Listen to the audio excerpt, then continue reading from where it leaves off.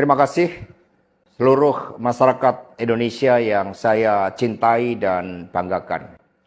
Cerita ini diawali pada tanggal 7 Mei 2024 ketika saya menghadiri pidato pemilu dan jalan kebudayaan yang disampaikan oleh Prof. Sulistyowati di UI. Di situ saya bertemu dengan Bapak Novel Baswedan, Pak Rocky Gerung, dan tokoh-tokoh civil society lainnya. Ketika saya bertemu dengan Mas Novel Baswedan, beliau menanyakan ke saya perlu konfirmasi apakah betul PDI Perjuangan yang memelopori perubahan Undang-Undang KPK yang mengkerdilkan KPK di dalam upaya pemberantasan korupsi. Saya katakan dengan tegas kepada Mas Novel Baswedan saat itu, inilah kalau ada hal-hal yang buruk oleh Presiden Jokowi, selalu dilimpahkan kepada PD Perjuangan dan juga Ibu Megawati Soekarno Putri. Tetapi ketika ada hal-hal yang positif, selalu diambil oleh Presiden Jokowi tanpa menyisakan benefit bagi kepentingan PDI Perjuangan.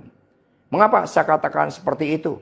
Revisi Undang-Undang KPK termasuk kabar buruk yang disampaikan bahwa itu adalah ulah PDI Perjuangan.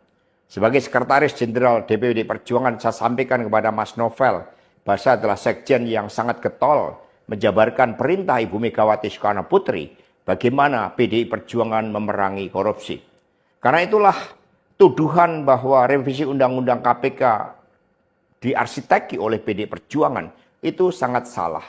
Saya ingat ketika saya bertemu dengan Presiden Jokowi di Istana Merdeka menjelang Mas Gibran dan Mas Bobi mau mencalonkan sebagai wali kota Solo dan wali kota Medan.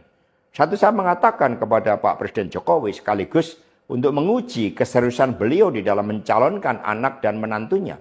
Pak Presiden, apakah betul Bapak mau mencalonkan Mas Gibran dan Mas Bobi sebagai wali kota?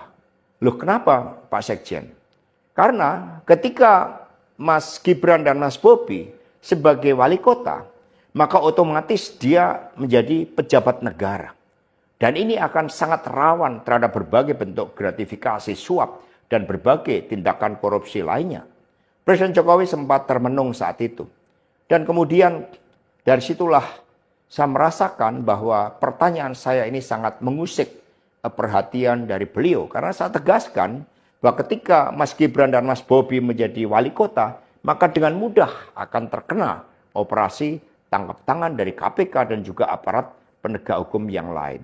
Maksud saya bertanya kepada Presiden Jokowi adalah untuk mengingatkan bahwa beliau sudah presiden.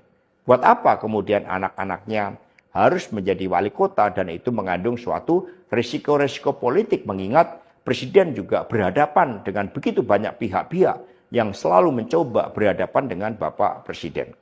Tetapi beberapa saat kemudian saya menerima salah seorang menteri dan beliau mengatakan kepada saya bahwa sudah mendapatkan arahan dari Presiden Jokowi untuk melakukan revisi Undang-Undang KPK. Saat itu dijelaskan berbagai pasal-pasal penting, misalnya bahwa pimpinan KPK tidak otomatis bertindak sebagai penyidik. Kemudian ada beberapa pasal-pasal yang tidak memungkinkan bagi penyidik independen untuk bergabung ke KPK. Berbagai revisi-revisi itu, karena ini adalah perintah dari Presiden, maka ya saya sarankan untuk bertemu dengan seluruh jajaran fraksi di DPR RI dan coba menggalang atas perintah dari Presiden. Nah saat itu Pak Menteri yang menjadi kepercayaan dari Pak Jokowi ini menyampaikan bahwa kira-kira akan diperlukan dana sebesar 3 juta US dollar untuk menggolkan revisi Undang-Undang KPK. Dan mengapa berjalan mulus? Karena Presiden Jokowi punya kepentingan untuk melindungi Mas Gibran dan Mas Bobi. Maka sejarah mencatat bahwa revisi Undang-Undang KPK ini dilaksanakan sebelum pelaksanaan pilkada serentak di mana Mas Gibran dan Mas Bobi berproses menjadi wali kota. Maka ketika terpilih menjadi wali kota, amanlah dari berbagai persoalan hukum karena KPK sudah dilemahkan. Jadi dari keterangan saya, yang saya pertanggungjawabkan secara hukum, secara politik, yang saya pertanggungjawabkan di atas Tuhan yang Maha Kuasa tentang kebenaran pernyataan saya ini meskipun tanpa bukti, rakyat Indonesia bisa mengetahui bahwa pelemahan KPK dilakukan oleh Presiden Jokowi, kemudian dampaknya dituduhkan kepada PDI Perjuangan. Ini jawaban buat Mas Novel Baswedan. Terima kasih, tegakkan kebenaran, Satyam Eva Jayate.